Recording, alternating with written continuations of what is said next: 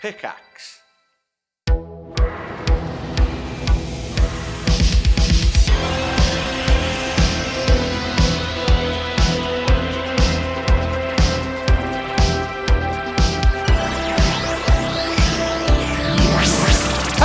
Welcome back to the Review of Death, your fortnightly home for Doctor Who news and reviews. I'm Matthew Toffolo. I'm joined as ever by Billy Garrett-John. Say hello, Billy. Hello. It's 7:30 in the morning where you are.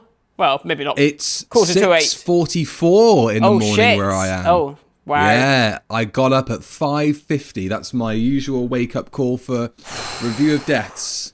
I love this, so Wow. of course I woke up at 5:50 That's after devotion. a late night. Oh, it's dedication, it's devotion, it's all those things. Insanity. Hey, look, it is crazy. So by the time this episode comes out, God knows who else is going to come back to Doctor Who. But we have to immediately discuss Bonnie Langford's return to Doctor Who as Mel. Yeah. Which sounds like something we would say for a laugh.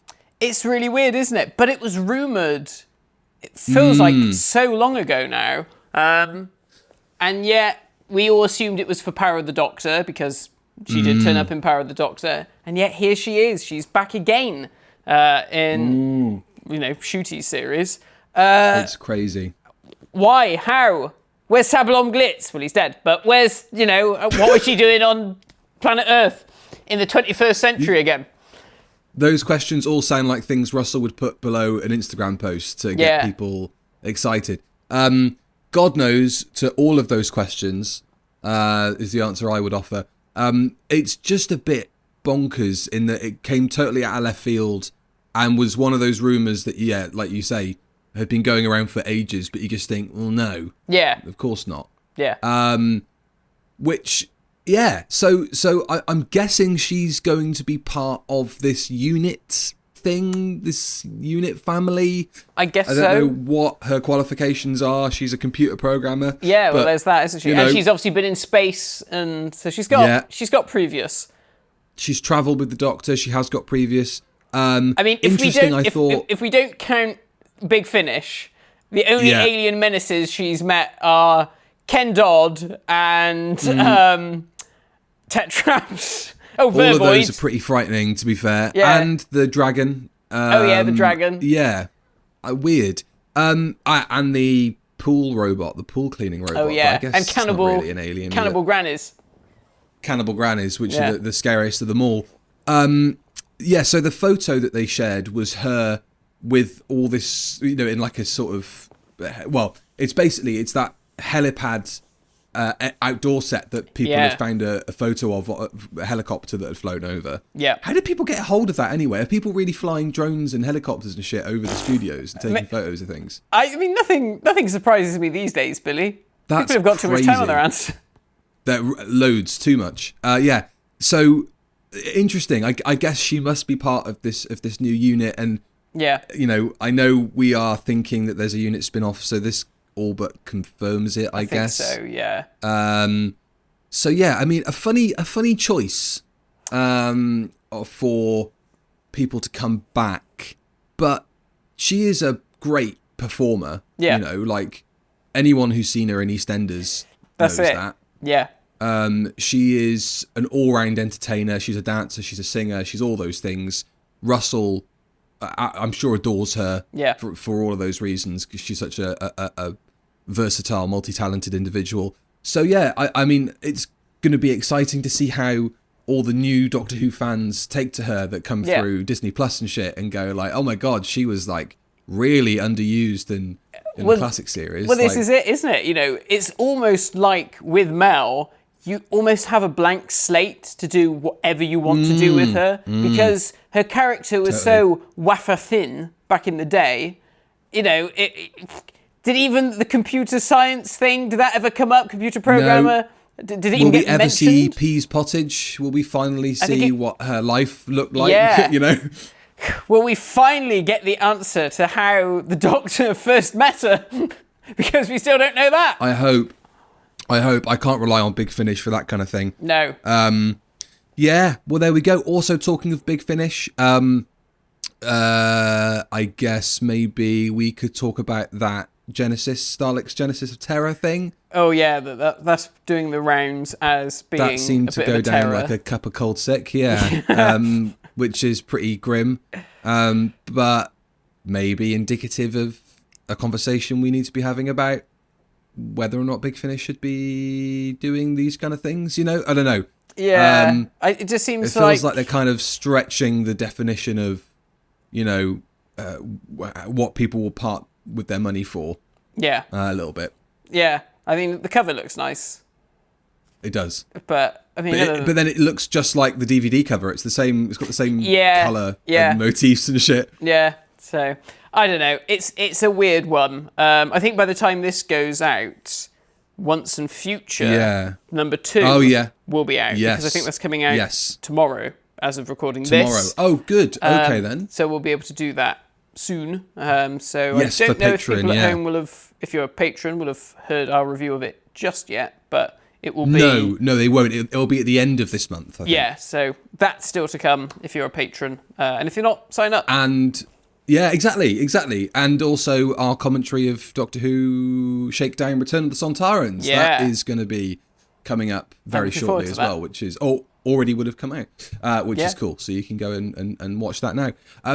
Only other bit of housekeeping to do is to say that I've been to my first convention in New Zealand. What was that like? Mental. It had Michelle Gomez and Sacha Dhawan as like two of the main guests, but they weren't on any of the flyers. Right. But they were certainly, weird. I feel like they were probably the highest profile names there. Right. Joffrey from Game of Thrones was there. Is that his name? Joffrey. And a bunch of voice artists. But it's weird how it seems to be dominated by animation, wall-to-wall body pillows, which was a bit odd. Right, lovely. A lot of that. And loads of pop vinyls. So I've got even more of a hatred for pop vinyls now because they take up so much bloody space. It was really odd. And then also they've got these really good rules around not taking weapons or like swords and guns and stuff into the events. And since the Christchurch shooting, what was that, like 3-4 years ago? You can't wear like camo. You can't wear 2 items of camo. Like you could wear camouflage trousers, but then you have to have something else on top. Yeah. So they're really good with stuff like that. And loads of signs around saying cosplay is not consent, and ask people if you want to take photos of them, which was really good. Yeah. But they sell like fucking massive katanas and weirdly, realistic looking guns in there with all these rules about not bringing your own in. Weird. And they had like shooting ranges in there with air guns and shit. Right. So that was just a bit odd. I don't know if the American convention's like that, but it felt much more like a comic, like San Diego than it did London Comic Con. Okay, interesting. And no Doctor Who. Wow. Anywhere. Really? Nothing at all? Nothing at all. The only thing I could find, I'm sure there were pop vinyls, but there may not have even been pop vinyls. The only thing I could find was somebody who was selling jewellery, and they had like maybe a TARDIS one. Right. And there were loads of like cheap t-shirt stalls taking over like whole corners of the convention hall, and they had some knockoff Doctor Who t-shirts there. Right. But give me a dreary hotel conference room any day of the week, man. Like it was just a bit commercialized, It just felt like they're trying to wring every penny out of it. Weird. Yeah, but it was fun, and thanks to Sam for taking me along, and also thanks to Sam for my Target books, which are now littered around the space. It was an entertaining experience. It was enlightening, but it was weird. Yeah. Now, on the subject of Target books, you recently tweeted that you were reading Pyramids of Mars in bed with Stell. Now, and you were doing the voices. Yes. How long was it before she said, right, cut that out? Oh, she falls asleep before she can get bored by it, which is great. It's literally a sleeping aid for her. But my dad still does the same. My dad does that for Mum. Oh, that's nice. He reads her a Target book. He'll pull a Target book off my shelf when I'm not there. Right. And then he'll read, he loves the Pertwee because he can do his Pertwee impression, and it really winds mum up and makes her laugh. Right. So that's really sweet. Oh, that's really nice. But yes, of course, I was doing all the voices. I haven't got to anything involving Sutek yet. And I wasn't rolling my R's when I was doing the Means voice, because I just felt like, even though it's the two of us here, it's a bit racist. So I didn't do any of that, but there we go. Well, right, okay, we can't put it off anymore, Matt. We have to talk about it. We're going from a really good story, Pyramids of Mars, to one of the worst stories, I guess, isn't it, really? In the Forest of the Night. Are we going to draw that distinction already? Well, yeah, we are, because earlier this morning, you sent me a WhatsApp, which you put on Twitter, saying that you were furiously jotting down notes. And before I left the house today, Annie said to me, "What did you even write down?" And I went to check my notes, and I literally stopped taking notes at the point where the tiger appeared. And my brain just switched off, and I was just like, Marvellous. No. That's what I did on a rainy Sunday afternoon, was watch that. I'm sorry. I know.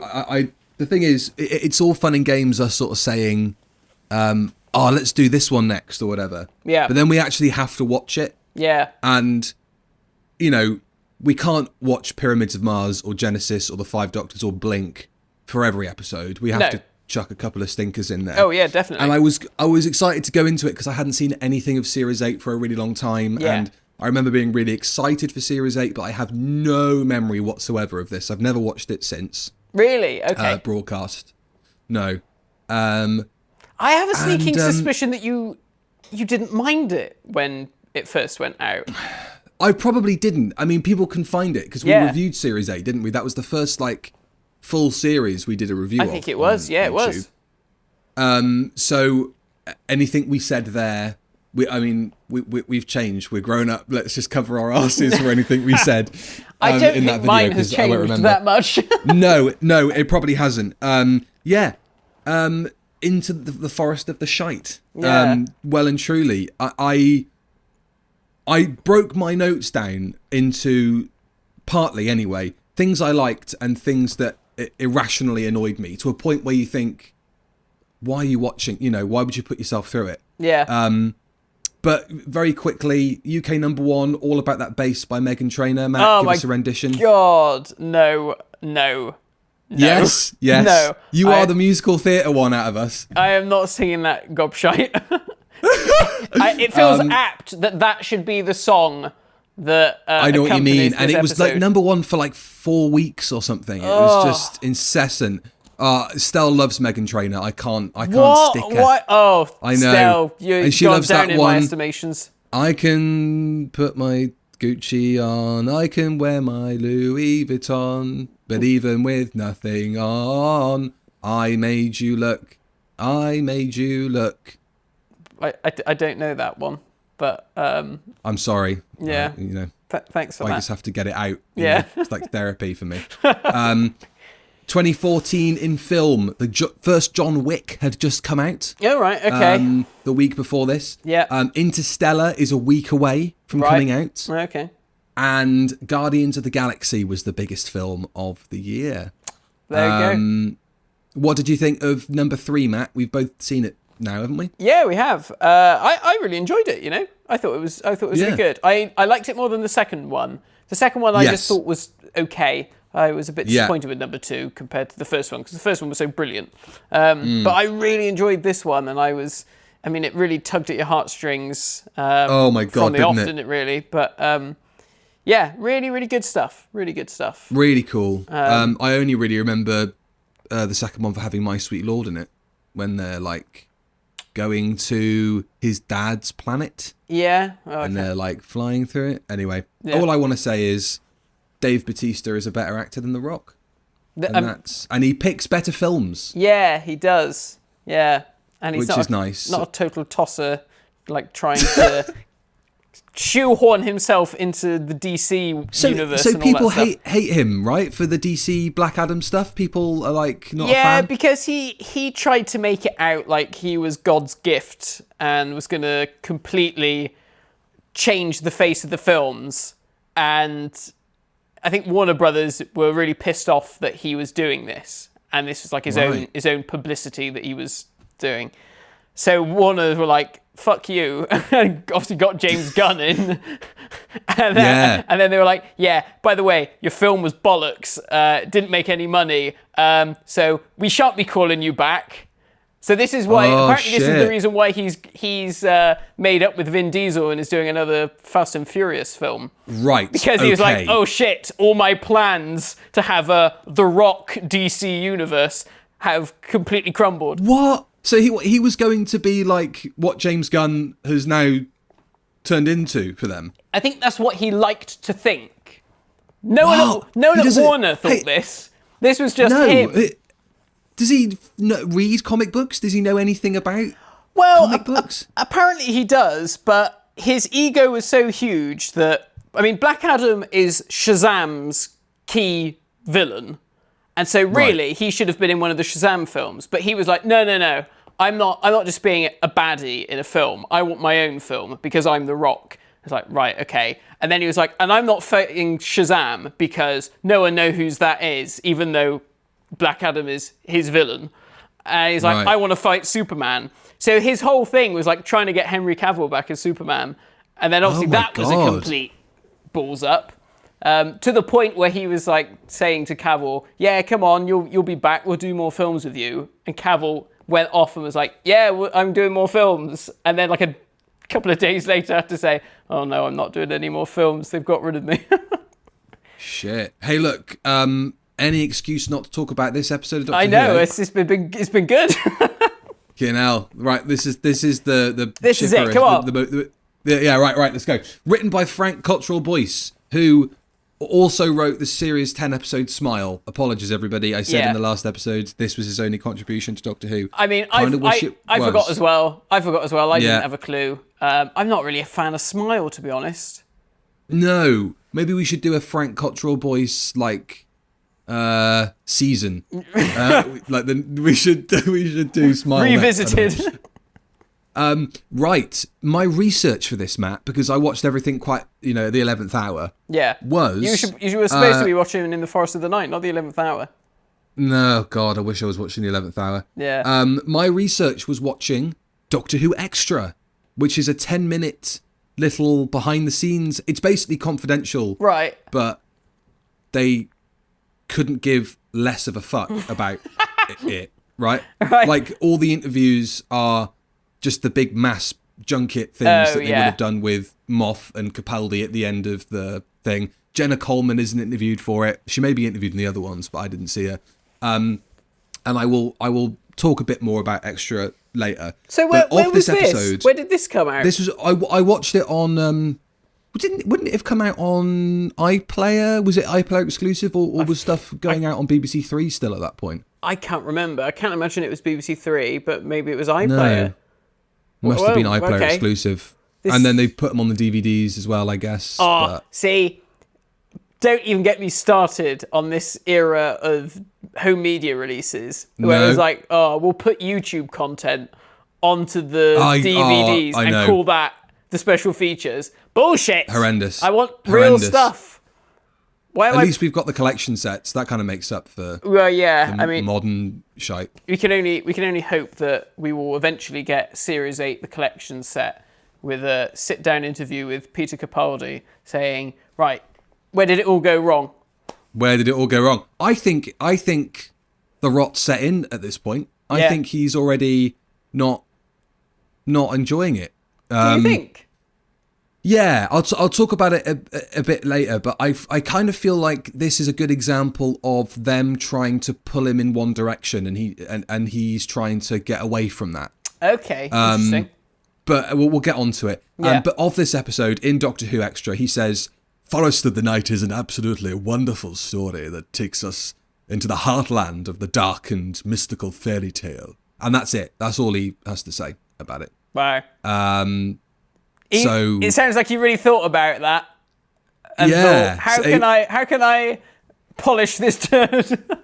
But it really sounds like, those junkets that go viral where the actors are just like, I don't want to be here and I'm really struggling with things to say about my character in this thing. Like, just desperate. So let's start off with Wavy Hand Girl. Oh, Maeve. Maeve, spelt Maebh. Undoubtedly, yes. Coal Hill has turned into a private school now. Runs through a forest and she meets the Doctor. She's Clara's pupil from her year 8, I think, gifted and talented class. Yeah. So I watched this with a teacher.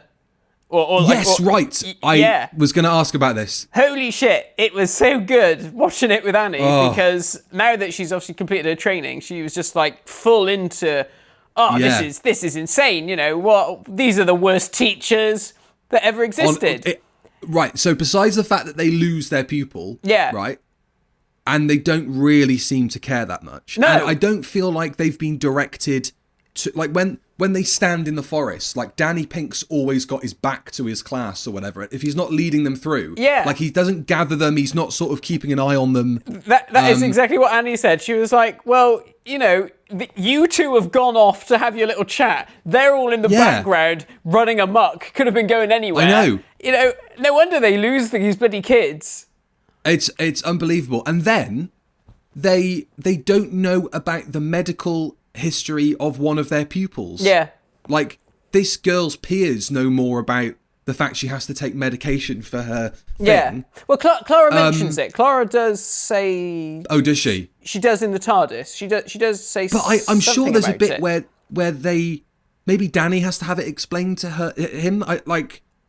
I don't know where I got that from then, but I'm sure that there's a scene or something where they're wondering kind of what's up with her, and they don't know what her condition is. They just know she's got to take tablets. They don't really expand upon it, do they? With good reason, because clearly this is being written by someone who has got a fucking clue what they're talking about. And it's just like, clearly. What would it be like if you were a kid and you were hearing voices, but actually those voices are mystical spirits or whatever the feck these tree things are. What are they?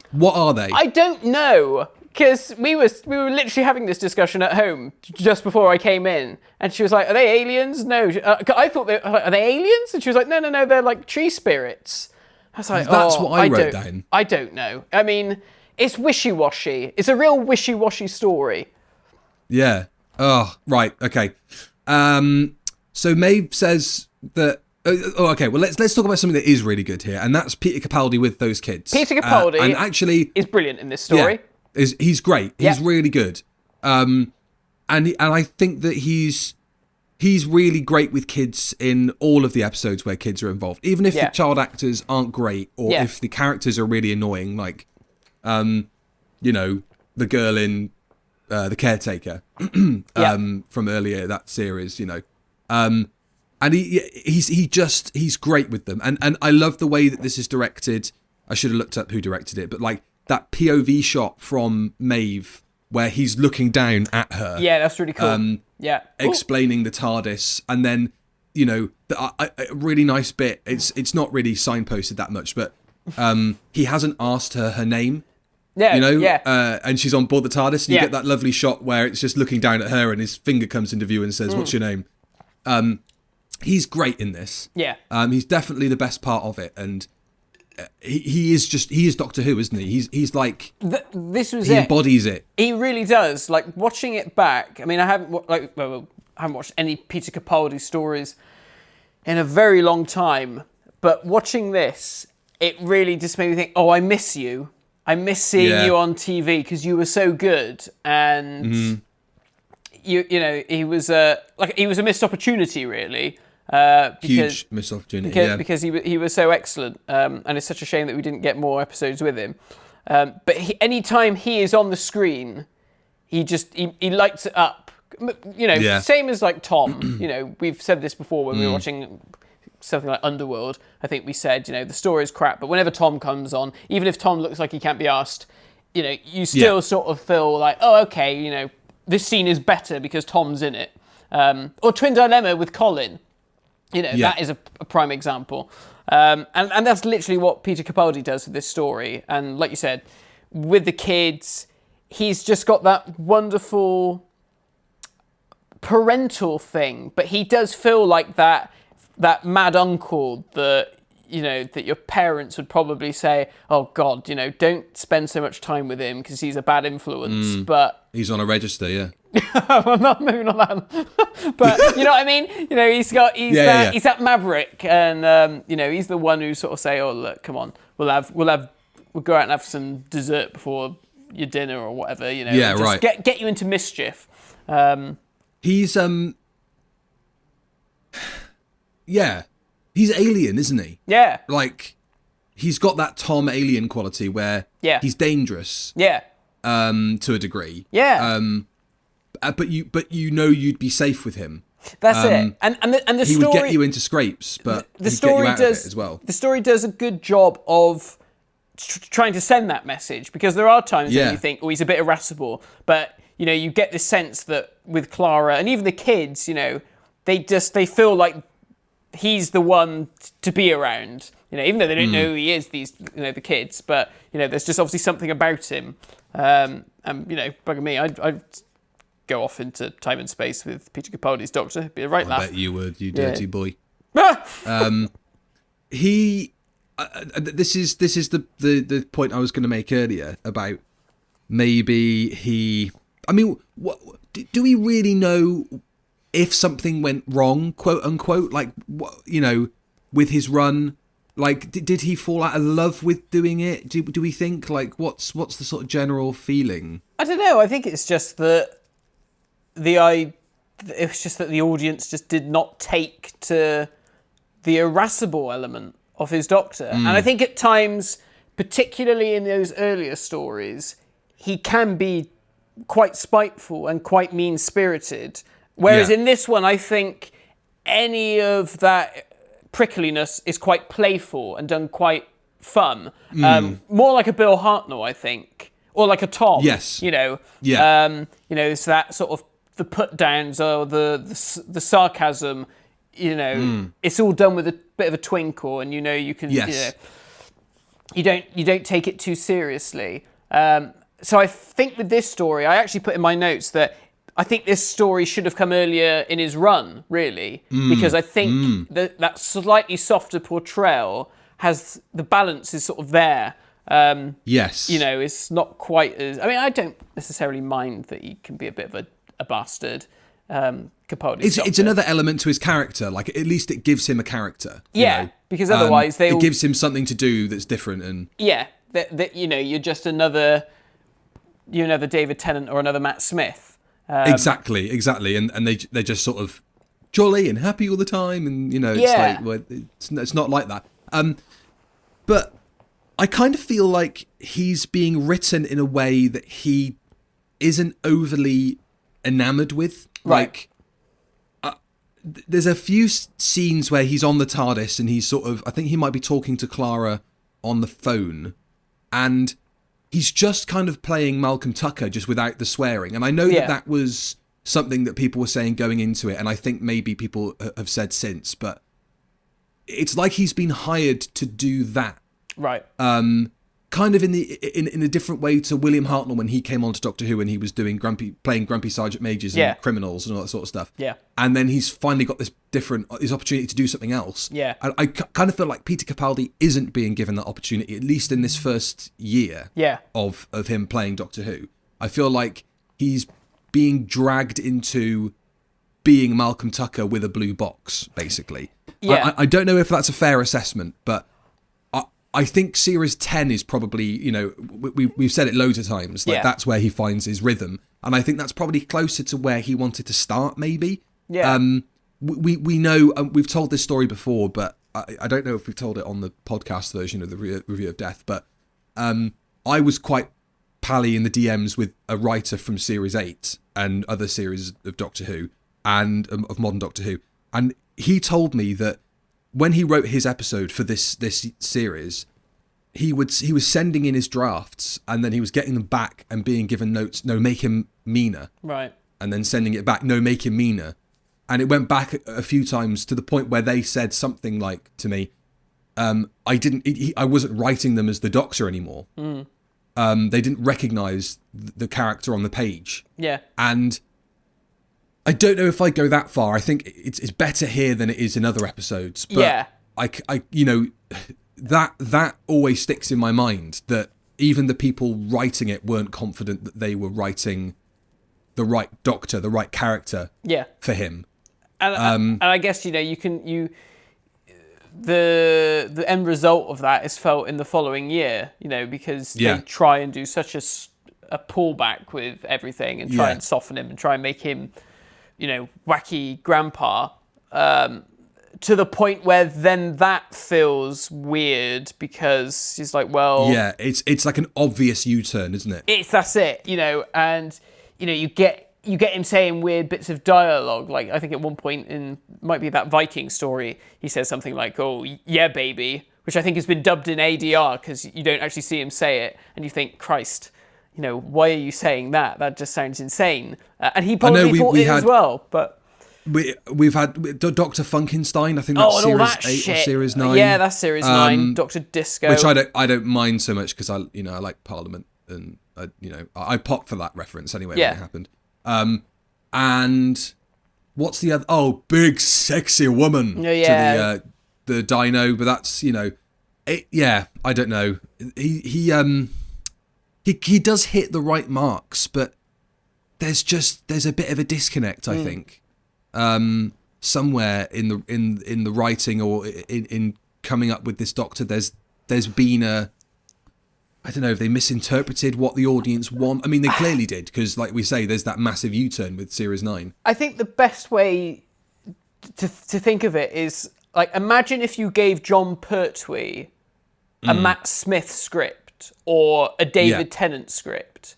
Well, it would sound insane, wouldn't it? Because John Pertwee, can you imagine John Pertwee going, yes, Alonzi, Joe, or some of the weird, or doing that Ghostbusters bit in Army of Ghosts. I love chips. I love chips. So, John Pertwee loves chips. It would just sound weird. And I think this is kind of what the problem is. You have an actor who wants to be Doctor Who that he remembered. But, unfortunately, the script... It doesn't work. That is not the Doctor now. That's not how people want David Tennant. You know, like, clearly they want David Tennant because he's come back enough times. Yeah. It's so interesting. Like, they are trying... This is why we could not write that programme, because we are classic Doctor Who fans, and we're always going on about... It should be done more like this, but then when it's done like that, it fucking just doesn't work. Yeah, it's not the same show. It's not the right tone for it anymore. Yeah. But they could have. Did they not learn? Even in the classic series, like Colin Baker's Doctor, I know, it's was mad. Universally disliked by the audience at the time because he was really unpleasant. Yeah. And you think this is the same problem. Yeah. And they didn't learn from it, and people on the show too kind of stubborn to realise that this was not going to work, or I don't know. Anyway, I mean, that's the Capaldi chat, I think, sort of covered, right? Fair enough. Yeah. Because we've sung his praises, and we've also said how annoying he is. The 12th Doctor is in this kind of capacity. Yeah. So I think that's pretty balanced. I think so. I mean. That is my big takeaway, is that he is the best thing in this story, and it was a pleasure seeing him as Doctor Who again, because I miss him terribly. He's not dead, so he's still around. He's my favourite new Doctor. And that's so nice. They cocked him up. They did. They cocked him up royally. At least Series 10's all right. Series 10's so the trees have sprouted up all over London. Art department, I think, did quite a good job with this one. Yeah. Shame about that London bus. Shame about the London bus. I paused it and I said to Annie, now, look at that bus. And she looked at it and she went, what? It's like, what are they doing on there? And I was like, I don't know. You tell me. Nuts. But, you know, it's a great visual, and it's very Doctor Who. I was watching it, you know, kind of in more of a sensibility of like, you know, what's this quirky British show all about? If you just put it on. Oh, excuse me, I whacked my mic. RIP headphone listeners.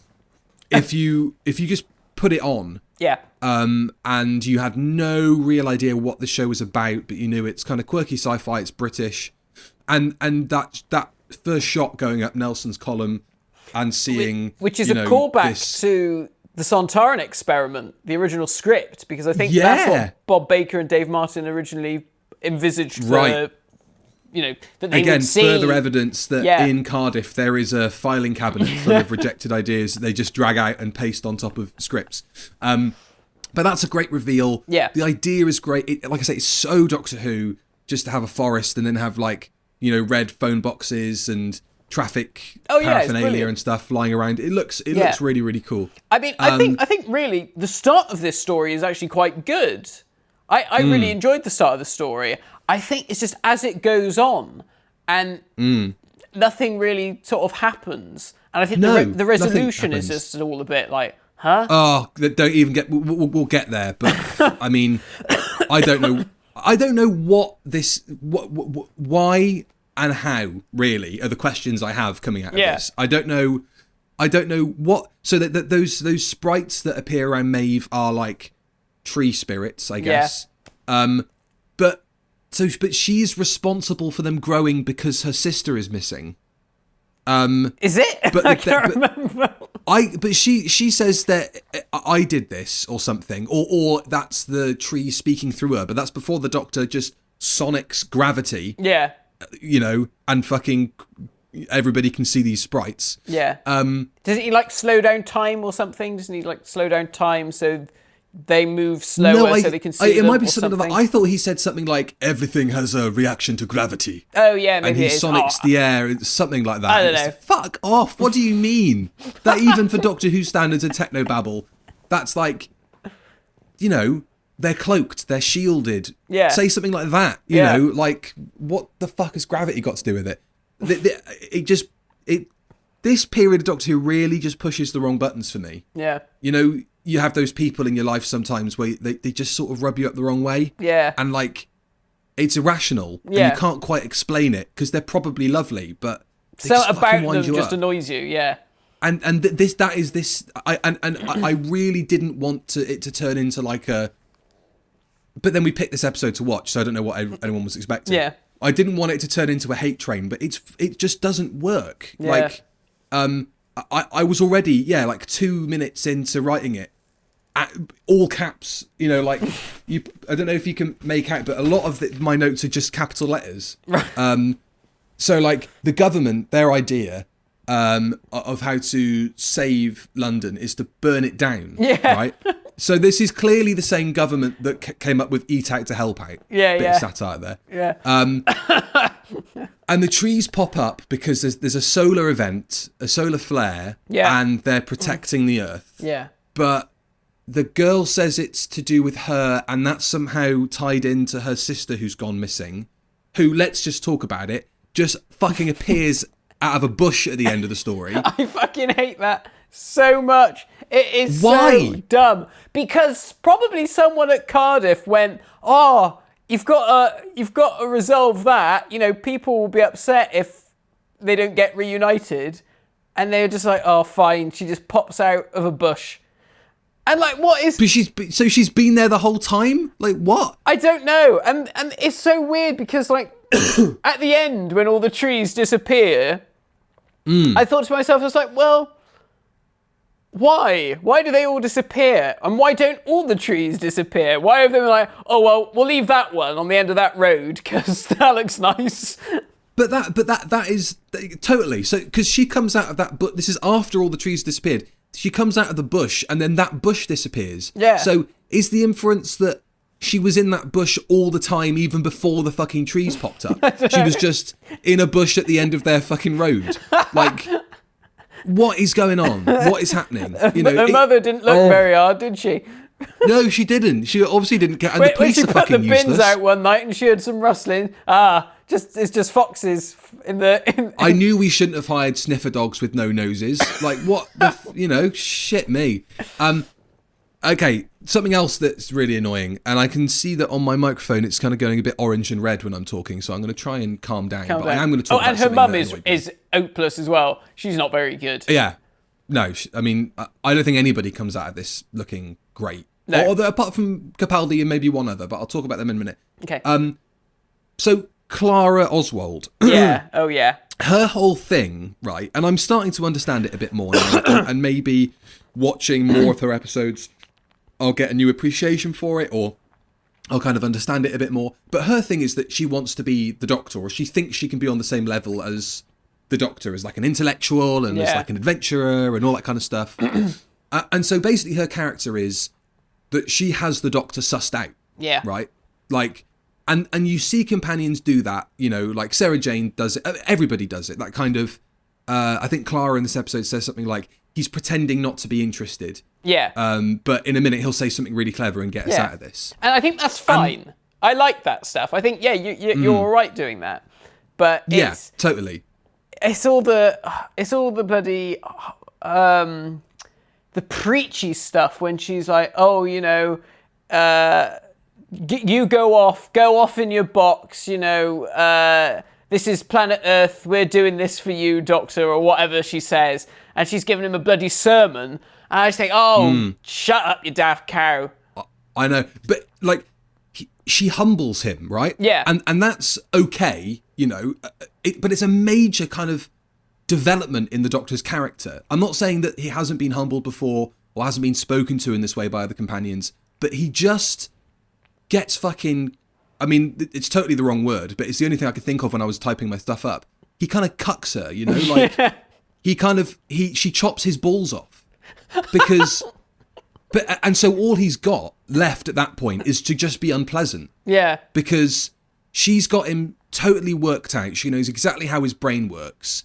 And that humbles this omnipotent alien character to a point where he's just as irascible and just as unpleasant and just as, at fault and imperfect as the rest of us. Yeah. But I don't want the Doctor to be like that. I don't see the Doctor in that way. The Doctor, to me, doesn't have to be perfect all the time, but shouldn't be second fiddle, basically, to this smart ass who's come on board and thinks she fucking knows everything. Yeah. And that is her. That is the issue I have with her character, is that she thinks she's as good as. Yeah. This sounds so mean and rude, doesn't it? But like, she thinks she's as good as the Doctor or can be an intellectual equal. And I guess that her arc is resolved to prove that she is misguided in that thinking. Yeah. Because she tries to take on the mantle of the Doctor and it gets her killed. Yeah. But that doesn't make her... that doesn't endear her to me for the rest of the time she's on the TARDIS, that she's just like this. Yeah.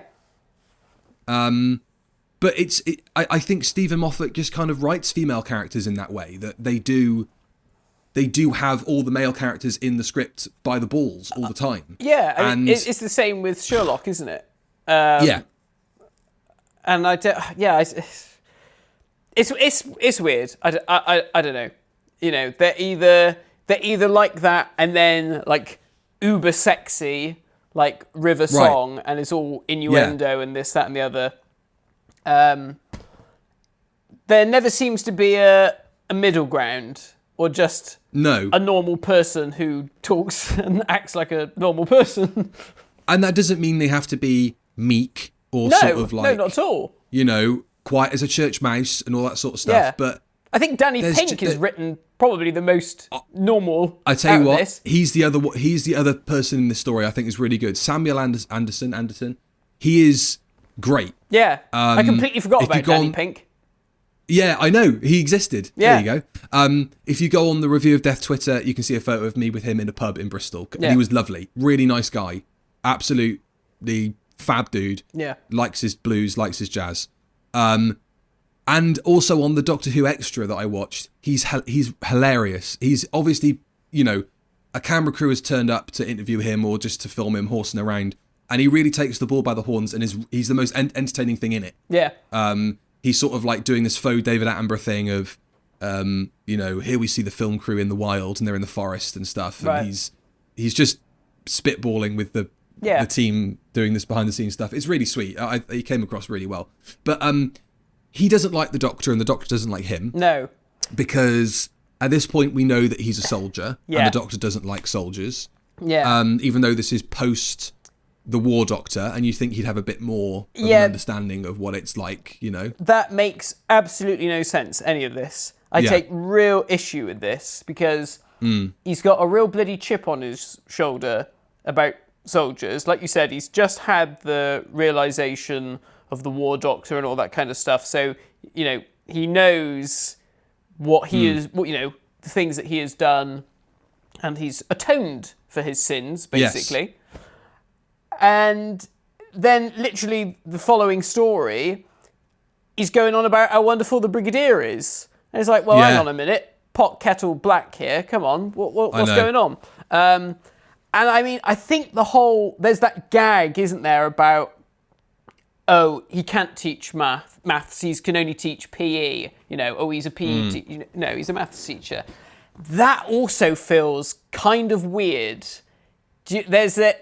It feels like there's. I don't know. There just feels like there's something under the surface there. Because that starts off in The Caretaker, I think. It does, yeah. And he just seems like a good bloke. Like there's nothing about him apart from the fact that he, like. But even that, like he's in a relationship with Clara. I found all that stuff with the homework being marked on the TARDIS hilarious, by the way, because Danny clearly thinks she's shagging this bloke. Yeah, and like, I thought you said you hadn't seen the Doctor in months. Yeah, and this homework's dated from whenever. I thought it was really funny. And I like that sort of stuff because it makes the TARDIS feel like a home. Totally, yes, absolutely. Even though this is the point where companions sort of have sabbaticals from the TARDIS. Yeah. Like the Doctor just picks them up. Yeah. Whenever, which I don't know if I really like all that much. No, nor me. I think it's a different dynamic. Yeah. But I there's a really nice bit. I think when Clara is sort of trying to tempt Danny into traveling in the TARDIS, and he says something like, "I've been in a war, and I appreciate like the mundanity of life now. Yeah. I don't need to go off and explore and see those things. I've seen enough." Yeah. And I think that's a really great line, and it's a really nice bit of, character work for Danny Pink. Yeah. But then we're also meant to not be on his side because the Doctor doesn't like him. And it's just a really odd dynamic, isn't it? Yeah, it's very strange. I don't know. And I think a lot of it isn't helped by, on a surface thing, you've got, he's a black actor, the Doctor's a white actor. Right. And that is what I mean, is like, he can't teach maths, he can only teach PE. And you sort of think, that was does the not sound good. No. And, you sort of think, this is all being written by white writers as well. And you kind of sort of think, well, surely you should have seen the optics here, that this felt right. Exactly. Wrong. It's just the optics of it, but it is kind of like noticeable. Yeah. And when you said that there's before, you kind of alluded to there being I was a bit like, shall I just come out and say it? And I thought, well, bollocks, let's just come out and say it. I think it's fine to. I mean, it's your reading of it. It doesn't, your interpretation of it isn't wrong necessarily. No. It's obviously not what was intended, but if that's what you're getting out of it, then that's what you're getting out of it. But I think this is indicative of this whole season, because you've got that issue, you've got the issue in this story, which is, don't take your meds, kids, because you might be receiving signals from outer space, dude. Woo. And then, of course, you've got the other thing, which is like, don't have abortions. You might have a dragon coming out of you. It's kind of got its. Does it have its heart in the wrong place? Like, I don't know if there are any other kind of Doctor Who stories or seasons where it just kind of misjudges stuff like that badly. it is really weird. It's really weird. It feels like someone has gone, let's try and make Doctor Who challenging and take challenging issues and try and do them in a Doctor Who-y way. And then they've started to do that and then realise, oh shit, but this is a family show and, you know, this might work in Torchwood, but it isn't working in Doctor Who, so let's pull this back and, oh bollocks, now we've kind of, you know, put ourselves in a corner where we're saying abortion's a good idea. Yeah. It's not a good idea, think or whatever at they're trying to home, say. kids? You know, it's like, yeah. you know, we have to explain these concepts to kids before we start introducing either one side or the other. Yeah. And I think it goes over people's heads of a certain age, and that's the audience. And then on top of that, they've got a Doctor who they're not gelling with because he's mean and unpleasant. Yeah. Everything just feels really misjudged. Yeah. In this series, you're right. It's indicative of this particular season, isn't it?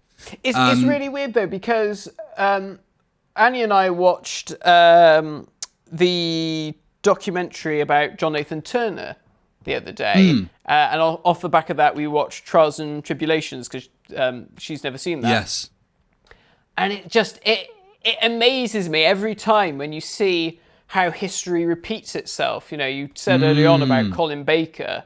And, you know, how Peter Capaldi, you know, is like a reflection of that. It's just history repeating itself. But then you get the whole thing. You have like the high of the 50th anniversary, and then they come back and try to do something different, and it doesn't work. And it was the same with JNT. You know, he did the 20th anniversary. He himself said, I probably should have left with that. I was ready to go at that point. And then comes in with this Doctor and tries to do something different, and it doesn't work. And it's just weird. I don't know, you know, it's weird how history repeats. We've said it before, but it does feel a bit like Jodie is the Sylve. Yeah. Of just because of the fact generally the audience had checked out anyway, and those that were still there that weren't going to be fans of it anyway were rallying against it quite publicly in the press. And you know, it has its fans, and I think it will get its flowers one day, but right now it's not liked at all. And then, you know, rather than the show getting cancelled, it has been given a second chance almost. You know, that this is what could have happened in 1990, you know, somebody well, this is it. You know, this is comes on board and changes it up. Yeah, I mean, what we're getting now is like the dark dimension, because oh shit, everyone loves Tom Baker. He was really good. Let's get him back. And, you know... Exactly. What about, for the anniversary, what about all the other Doctors? Fuck them. Don't worry about that. Just get Tom Baker. It's that same attitude in the 90s. It's that any old twat with an equity card or whatever the line is from Doctor Who Night. And that is how these latter Doctors are remembered. Yeah. Even the Doctor before Capaldi was the youngest at the time. Yeah. And, you know, you go back and then it was Peter Davison. It is scary, isn't it? It's it is so odd bizarre. how it all just sort of comes back. It's so bizarre. So I don't know where we are now. Lesson. We're in some weird uncharted territory. Well, but that's exciting, isn't it? That's what makes this whole new year and this whole what's about to come even more exciting, is that there's no, you know... There's no precedent follow. set. No, exactly. Okay, right. This CGI tiger, Matt. Is it CG or is it stock footage? Either way, it looks fucking awful. It does look crap. And that was the last note I took where I checked out, and it was something like, here we go, the torch and the tiger, as if, when he flicks the torch in his eyes, that tiger would have feckin' eaten him. and all the kids. And all the kids. And all the kids would have been toothpicks. Yeah. It would have just been... Yeah. So I couldn't tell if it was CG or if they had shot some stuff on a green screen with the tiger, or if it some was... of it. Okay, right. Because some of it is definitely like, that's a different tiger, that one. Yeah. So it feels like it's maybe stock footage, some of it. Yeah, and the eyes of the wolves in the bushes look so fucking janky. Isn't it brilliant? That is exactly the kind of thing I would have been able to do with my fan films back then. But that would have been, it's like the inference of there is something scary or something that we can't afford is lurking in the darkness, and this is all we can do. You know, it's it's nuts. So also another thing, I don't know if Annie picked up on this, but how bad of a teacher Clara is with the kid that just breaks that other kid's nose. Yeah. And it's like, she's allowed that to escalate. That disagreement between peers has now escalated to a physical assault. I know. And she's marking work, and she doesn't look up and think, there's something going on here. Yeah, it's bonkers. It's really mad. Do you think Coal Hill has metal detectors to stop kids bringing knives in? Do you reckon it's that kind of inner city school? I think so, and I imagine their Ofsted results are very good. They're probably... Ofsted's got a close eye on them. I mean, it's a wonder that whatever Ofsted was as an entity back in the 60s didn't shut it down when two of the teachers and a pupil went missing. But I mean, that's it. They've got previous, haven't they, at Coal Hill School? They probably, I know. And why was it overrun by soldiers in the 80s? Like, this is just bonkers. It's weird, isn't it? They probably... Oh, no, in the 60s, sorry. They probably think, oh my God, this place has got a reputation. It must be one of those schools where you're like, oh, they go to Coal Hill, and you think, oh, shit, that's rough. I love it. Okay. So yeah, we've talked about the trees, and I'm losing the will to live. I've got more notes more likes and dislikes to get to, so it might just be worth just going through those now. Yeah, go on. Oh, the console room. In terms of the story, that was nice. Console room looks lovely. A good console room again. Yeah. I love the visual of the kids in there as well. Yeah. I think that's really sweet because and that great. It's nicely directed. Not sure who directed it, but that nice shot where the kid puts his face up and goes, "What are the round things for?" Yeah, and, really all good. That sort of stuff. Yeah, there's really a lot nice. of interesting direction in this, and again, that is one of the nice things about this story. And actually, I think the kids are all pretty good. You know, for this sort of era has got a thing about using kids, because you've got Nightmare in Silver, the kids in that, and then previously in The Caretaker. And this one, I think, I think you said earlier, you know, it sort of lands in this one. They all sort of seem to work. The kids are fine as actors as well. Like, they're very... There's that one girl who is very drama school. I mean, they all kind of are. Yeah. And that's what I find really funny is when they dress them and it's like, you know they don't go to school like that. You know their ties aren't fat and they don't have their shirts tucked in and they go around with, like, headphones on their shoulders. Like, that is such a nobody here writing this or doing this knows as what kids dress like. You know, like, it's a real cliche. It's hilarious. Considering Frank Cottrell Boyce, doesn't he write kids' books and stuff? And don't know, might do. Yeah. Anyway, I've got that working class chip on my shoulder is starting to emerge a little bit. And like, when some of these child actors, you know, oh my God, they're going to die. Oh my, you know, it's just like, fuck off. Okay, if we skip right to the end. Oh no, question. So the trees sprout up. There are events through history where the trees have protected Earth before. Yeah. Not Adric, when he crashed the freighter into Earth. So, you know. They were looking the other way at that point, those trees. They went, look, you know, maybe we just turned a blind eye to this one. You know. Missy appears, Matt, at the end. Oh yeah, that's really random. It feels and so she out says of place. Something like, what does she say? Like, I can't remember now. Or I love a bit of mischief or something. I don't know. It's somewhat weird like that. And it has no bearing on anything. But it's just, it's literally put there just to go, remember her, remember this woman we've been teasing throughout the rest of this series. This is when the story arcs start just being, you know, remember this word? Or this person's going to come up, appear at the end. You know, it's just, So... I haven't really got anything else about this story in terms of running through it, but the finale trailer. Oh yeah. What did you think of the Clara Who? That's the whole thing that happens. All that stuff, yeah. You know, Osgood puffing on her inhaler. Cybermen outside St. Paul's Cathedral. Yeah. It kind of makes me feel like we should have an arc on the Review of Death this year, where rather than bouncing back and forth between new series and classic series, maybe we just stick with series 8 in terms of new series reviews, and we just watch series 8 and just remind ourselves of what it was like. Yeah, or like, because I've seen Sam Dimmy has been on Twitter sort of saying, oh, well, I watched Series 9 or I'm rewatching the Yeah, Capaldi she's been era. rewatching And it, hasn't she? Yeah. it's actually all right or whatever. Yeah. It might be interesting to do at some point. Right. I mentioned earlier, I watched Doctor Who Extra. As I said, Samuel Anderson is great in it. Yeah. Moff, this is Stephen Moffat's quote from it. It's one of the most lyrical and beautiful episodes we've ever had on Doctor Who. Doctor Who is about Earth being invaded, but this is the Earth invading us. This is about what would happen if the trees turned against us. And again, I'm sure it's difficult to get good sound bites out of, a producer when they're making the show. They're not going to say, well, that one was a bit of a stinker. But it is just like, it's press junket fluff, that no one's actually saying anything.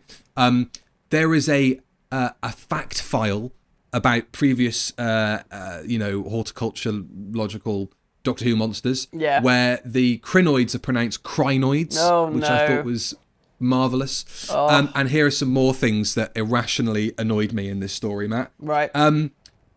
You have reached your destination, says the TARDIS at the start. Since when did the TARDIS fucking speak? I know, that is very annoying. I thought that, I don't think I'd ever noticed it before, and I was like, no.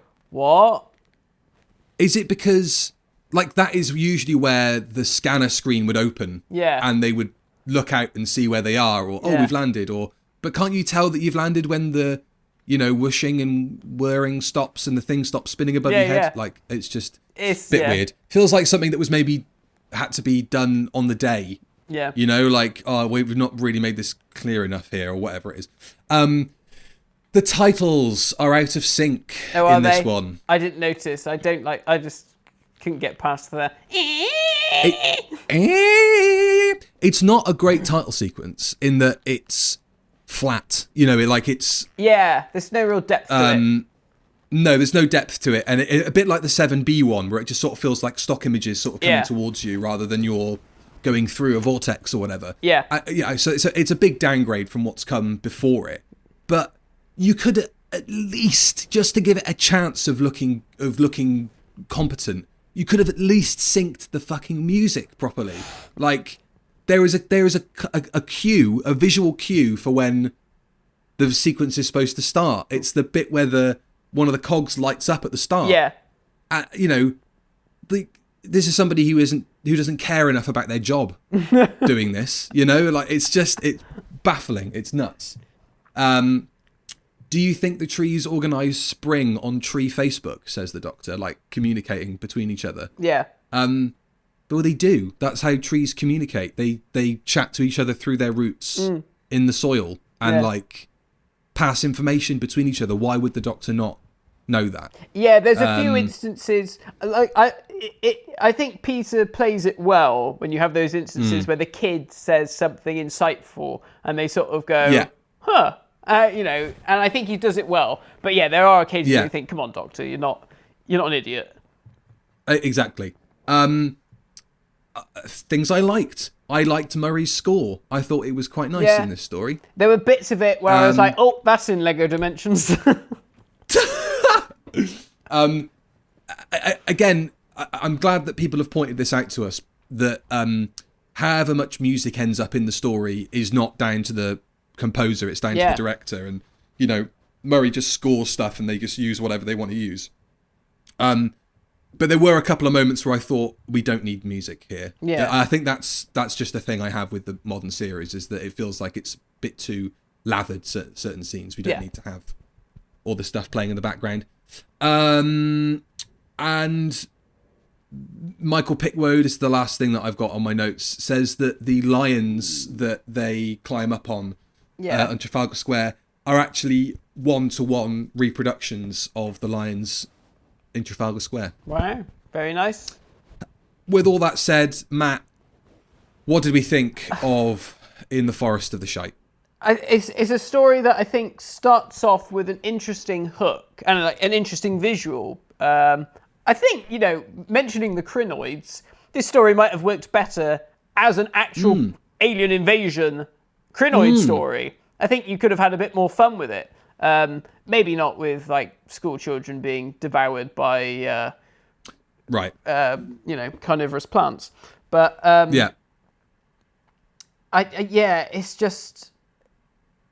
it's so weird because you just sort of feel like, what was the point in that? The whole thing, just, because even the doctor's like, oh, well, you'll just forget because that's what you do. Oh, that whole thing as well. Yeah, like, that's what humans are great at, is just forgetting stuff. And it's like, okay, I get that you're trying to infer that is why everybody forgets about these alien invasions and stuff. But I didn't Stephen expressly do something at some point where the universe resets itself in the Big Bang and everybody's forgotten everything that came before it. Something like he's kind of explained that now. Again, just another example of seemingly things not being communicated properly, or people not taking enough care in those bits of attention to detail. It's crazy, and you think, it would be all over social media and all over the news, it'd be like us not remembering that COVID happened. It's mad. Something else I thought, we were talking about direction. I don't know if I loved it or hated it when we pull out of the Earth, which is a great visual of the green planet. I also really like the visual of the trees without any rings on the inside. That's clever. I thought that was very Doctor Who. That was cool. What did you think of all of those screens coming around the Earth, things. And then we see all the news stuff? There was one that made me laugh of the guy stood in the forest with the goalposts behind him, going, "The game will now be delayed for however long." I thought that was quite funny, but that was like a really Doctor Who doesn't really do directorial choices like that, does it? Yeah, and it just looked. I just don't think it looked particularly good. It just looked, there was just something. It looked like, oh, quick, let's go into some Adobe plugin that we've got. It reminded me big time of Missy. I am now talking to you through the square window. It reminded me of that sort of like visual effect. Like, again, I know that this is probably not what people have heard. They've probably heard us both ripping this one a new proverbial all the way through this, and I don't want to dislike Doctor Who. I never want to dislike Doctor Who. No, and I know obviously it seems like we have a real thing against this particular era and those involved in it or whatever it is. I can't help the way I feel about this particular era in the program, and it happened again. Right at the start, like, you give these things the benefit of the doubt. We've talked about this before on the podcast. Yeah. And then something happens, and then you remember the bigger picture. You remember the series as a whole. Yeah. And then I was like, oh, Danny Pink. Oh, yeah, he's quite a nice character, actually. I'm enjoying Danny Pink here. He turns into a Cyberman. Oh, fuck, Cyberbrig. Yeah. Fuck this. This is it. This is a load of rubbish, But it happens. I don't know if that's the way my brain works. Maybe I need to go and speak to somebody about that. But and I mean, I can't disconnect that stuff from what I'm watching in the moment. It's so annoying. Yeah, and seeing the finale trailer and seeing the Doctor board that bloody plane and that whole President of the Earth. Oh, what that old shit? It's like, come on, please. Does he skydive in that one? Yeah, is that the one he does jumps out of the plane? James Bond bit. I like that. Does he not also do that in the Zygon inversion? Doesn't he parachute out of a plane in that one? With a James Bond Union Jack parachute. Yeah. I wonder. I mean, I suppose Peter Capaldi's cool with it. He must be a Ranger supporter if he's parachuting with a Union Jack flag. Because, like, I wonder how everybody in Scotland kind of felt about that. It's a bit of a hang on here. He's well, I mean, and Moff's a Scottish writer, so I don't know. They must have all been on board. I'm sure it's a Union Jack. I'm sure it's like Bond. Maybe I've got that wrong. Yeah. Maybe I'm wrong, but I'm sure. That's so weird. Why not for a laugh? Why wasn't it tartan? If you really want to, let's go really stereotypical with it. Or like, he parachutes and it just says Tenants across the top, or Buckfast or something, Why not? I mean, technically it should have a unit logo on it if it's a unit bloody plane. Well, It should it's a have conservative Brigadier's government. face on it, seeing as his face is on everything else. Yes, It should just yes. have Nick Courtney on the top. It's a warning to any UFOs flying above, like, you know, this planet is defended, and it's fucking face. The flying saucers are going over the top like, oh shit, it's in with the moustache shit, again. it's the brig. Oh, bollocks, quick. Reverse, go on. Or maybe Brigadier Bambera instead. Yeah. So you know. I heard something the other day, and I don't know if anyone in the comments can shine a light on this for me, because I just saw it in someone's Twitter feed. But apparently, for that Zygon story, there was talk about getting Angela Bruce back to play Bambera. Now, obviously, that didn't happen. But if anyone actually can corroborate this, or, you know, give us some more information, I would love to know, because I love Brigadier Bambera, and I think it's shocking that she hasn't come back, especially in the light of having the Brigadier's daughter, who is about as entertaining as a fish finger. Yeah. So I like fish fingers. Yeah, I like fish fingers. I think I wouldn't want to watch one on television though. we should eat fish fingers and custard on this at some point. Maybe when we have an episode where we're not going to talk fish about fingers in that country? Oh yeah. Yeah? Bird's eye? Yeah, you can get fish fingers here. Yeah, proper bird's eye, yeah. Oh, and all that they use different fish here, like the fish and chip stuff isn't cod, What, it's snapper. tropical fish? Yeah, loads of little Nemos lined up, battered. Yeah, proper British fish in this foreign country. I demand proper British fish. Have we got anything else to say about this, Matt? Because I feel like we're just gonna dig ourselves a hole and say something. I don't know. I've just noticed I've got the plant over here. I should have put more plants around the set. That would have been great. I should. I should have just been like, oh no. Oh no! Been invaded! Been invaded! Quick! Get the flamethrowers out! Burn them down! Oh fuck! That was better than watching In the Forest of the Night. If you've never seen In the Forest of the Night, just that's it basically. And then worse. Whoa, oh, they disappeared. Wasn't that nice? There we go. And then this girl suddenly steps out from behind that bush. Oh, who's this? Oh, you've come home. All right, it's not going to be topped, is it? That's the peak of this review. Yeah, sorry, audio listeners. You'll have to go to YouTube. Yeah, you're going to have to watch the video version to get the full routine there. Shit. Yeah. Well, there we go. Doctor Who in the Forest of the Shite. In the forest of the night, I was walking in my sleep.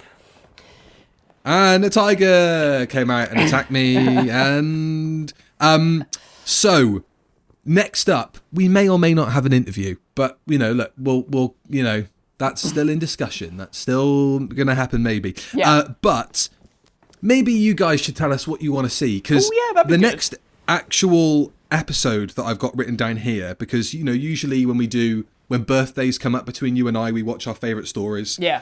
We've just had the 5 Doctors. Yeah. And I did have, for my birthday pick this year, Genesis. But, we don't want to run through all the good ones. We don't want to burn through all the good episodes. Yeah. So, if you guys have a suggestion of something to watch, maybe an episode from the Capaldi era that you think is like, this is the one that everybody who's a detractor of this era actually should watch because it's really good. Or a Series 6 episode. Equally, Series 6 is another one that we always struggle with. Exactly. Maybe, what Series 6 episode did I have down for later in the year? I tell you one that I've never got, and I know people love it. It's that one where there's 2 Amy Ponds. The girl who died. Waited. Girl who waited. The girl who did something here. The girl who happened. Yeah. Yeah. Well, we could definitely do that. I also have down on here. Maybe we can do this later in the year. Anyway, I have Let's Kill Hitler. Yeah. And a town called Mercy. Oh no, hang on. Let's Kill Hitler is Series 7, isn't it? But I have. Yeah. Anyway. Those are some things to ponder. Rodders, you let us know what you want to see. In the meantime, go and check out the Patreon where Yeah. you can get access to loads of really, really cool things, commentaries, bonus reviews. There's a bonus live show on there that we don't talk about enough. There's a whole thing of Matt and Johnny at the University of Oxford talking about Ghostlight, which is really cool. Forgot about that. Yeah. And yeah, loads of other funky, cool things that we're going to be doing through this year. And Matt, you are really good at the plugging stuff. Tell your friends, all that kind of stuff. Yeah, tell your friends about this podcast, whether you want to share it. Oh, I need microphones. Come out. This is good. Professional. I sat on it and it popped out of its holder. Yes. Tell your friends about this still podcast. talking about your microphone. If you like Doctor Who and if you like irreverent madness that we whittle on about, then share it around. Like, subscribe, all of those things that, just helps show your support to the channel, to the series, and just gives us more incentive to keep doing this shit because we love it. Yeah, but we love it. We the love more chatting you to love each it, other. the more we love it. So Exactly. You scratch our back, we'll scratch yours. Yeah, I guess. What's that Red Dwarf quote? I'll scratch your back, you stick a knife in mine. Yeah, we won't do that, but no, but we might review some Red Dwarf on the Patreon this year. Yeah, we should. And we should also get around to some Bonds as well, I think. So there's stuff to come. I think that's a good idea to do that other stuff as patron things because it would be weird to do it as part of the main series because people would be like, totally, why are they suddenly talking about James Bond? But yeah, it's the same reason why we don't do Big Finish as part of the main podcast because that's a smaller audience as well. Niche. And totally. But if you want to hear our thoughts on Big Finish, go to the Patreon. We're going to do all the wants and futures from this year. When it comes around to the actual anniversary itself, we're going to do Zagreus. Oh yeah, we're going to do that in November. Yeah, which is exciting. So yeah, man, it's an exciting year for Doctor Who, but it's a really exciting year for the podcast as well because it's the 60th anniversary. So we want to pull out all the stops and keep making loads of stuff and join the Discord and get. My stomach is rumbling like a motherfucker. I'm really sorry. Go and have some breakfast. I have. I've had it's basically my stomach saying, get it out now. Oh. You've been sat on this sofa for too long. You've been sat here for too long. There's a nice conversation about my bowel movements to round it out. That also you can expect on the Patreon as well. And, we don't talk about poo and stuff on the Review of Death Discord, but it's a nice community full of cool folk showing off loads of cool things. People who went to the Doctor Who filming and took photos with Shooty, they post it in the chat and all that kind of stuff. It's nice. Speaking of, did you see Shooty's new costume? Russell likes the kind of leather look, right? Well, clearly. Yeah. I hate it, but I'm kind of hoping that it's just like, I've just come into this from an adventure in the 50s. Let me get changed. You know? Because it felt too much like, because I thought it was just Shooty had turned up in his glad rags. I thought this was just in between things. And then when we actually saw them filming, I was like, what? That's not Doctor Who. It's a bit nuts. But I guess Al is rubbing his hands going, oh my God, all these different costume variations. I've not asked him about it. I need to message him and be like, right, come on, what's going on here? Let's get Al back on the podcast this year as well. I'm sure people would love to ask him more questions about the action figures and all that sort of stuff. It feels like we only just scratched the surface of that. There's so much we could talk about earlier in the year. If you haven't seen that episode, check it out because it's definitely one of my favourites. I love that. It was good. It was good fun. Yeah. In fact, we might actually get him because I've already sort of poached the idea, and I think we might even try and get him here on the sofa of what you need comfort. Is we should get him in the room, and then we'll have a locked off camera. And he can show us some prototypes or some cool things he could bring along, maybe. Who knows? We'll have to see. We can, that would be fun. Anyway, all that is still to come. Yeah. So if you want to see that and you want to keep the podcast going and support us and, all that sort of stuff, then share it around if you can't support the Patreon. Man, my feces are rising into my brain now and making me unable to speak. And please support the Patreon so that my microphone clip doesn't break off. And you've got to keep me in copies of the Web of Fear as well, because that's my first Doctor Who purchase I've made in this country, and so that's coming up later this year as well. You've got that to look forward to. Oh my God. Right, well, in that case, we'll see you all next time for whatever you guys decide we should watch next. So thank you all for watching, and we'll see you then. Cheerio. Bye-bye. Bye.